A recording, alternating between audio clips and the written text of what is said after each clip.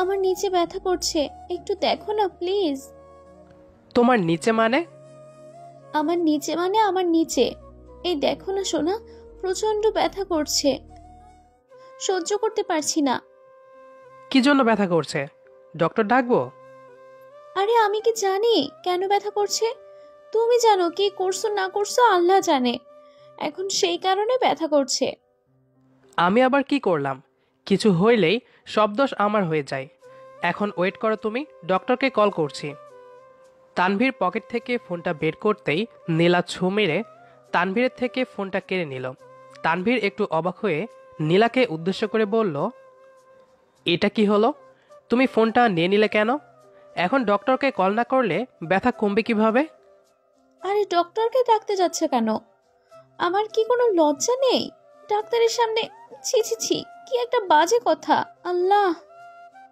আরে তুমি কি সব বলছো? ডক্টরকে দেখাতে সমস্যা কি?